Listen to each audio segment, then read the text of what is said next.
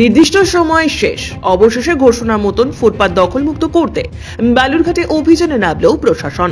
ফুটপাত দখলমুক্ত করতে পুলিশ এবং পৌরসভার বেঁধে দেওয়া নির্দিষ্ট সময় পার হতেই বৃহস্পতিবার দুপুর থেকে বালুরঘাট শহরের বিভিন্ন এলাকায় যৌথভাবে অভিযান চালালো বালুরঘাট পুরসভা এবং পুলিশ প্রশাসন। এদিনের অভিযানে ফুটপাতে অবস্থিত বেশ কিছু দোকান বুলডোজার দিয়ে ভেঙে দেওয়া হয়। ফলে এই ঘটনায় শহর জুড়ে তীব্র চাঞ্চল্য সৃষ্টি হয়েছে। এদিনের অভিযানে উপস্থিত ছিলেন বালুরঘাট পুরসভার চেয়ারম্যান অশোক কুমার মিত্র, বালুরঘাট থানার আইসি শান্তিনাথ পাঁচা সহ অন্যান্য প্রশাসনিক আধিকারিকেরাও। এ বিষয়ে বালুরঘাট পুরসভার চেয়ারম্যান অশোক কুমার মিত্র কি জানালেন শোনাবো আপনাদের।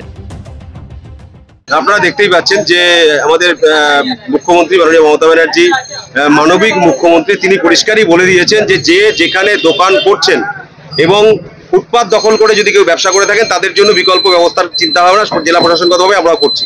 তো 24 তারিখ এবং 27 তারিখে মিটিং এর পর আমরা 2 তারিখে জেলা প্রশাসনগতভাবে মিটিং করেছি। সেখানে সমস্ত ধরনের যারা ডিপার্টমেন্টাল ছিলেন আধিকারিক তাদেরকে নিয়ে এবং ব্যবসায়ী সমিতির যারা আধিকারিক ছিলেন, চেম্বার অফ কমার্সের যারা আধিকারিক ছিলেন তাদেরকে নিয়ে আমরা মিটিং করার পর সিদ্ধান্ত নিয়েছি যে ফুটপাত পুরো ফাঁকা রাখতে হবে, সাধারণ মানুষ ফুটপাত দিয়ে যাতায়াত করবে, সেখানে যেন কারণ সাধারণ মানুষের যাতায়াত করতে কোনো অবস্টাকেল না হয়, কোনো বাধা না হয়। সেটা আমরা 10 তারিখ পর্যন্ত টাইম আমাদের দিয়ে দেওয়া ছিল। 10 তারিখ পার হয়ে গেছে, আজকে আমাদের অভিযান চলছেন এবং এই অভিযানে আমরা যেটা দেখতে পাচ্ছি যে প্রচুর ব্যবসায়ী তারা কিন্তু নিজেদের মতো করে ব্যবসা তাদের ব্যবসায়িক প্রতিষ্ঠানই করছেন।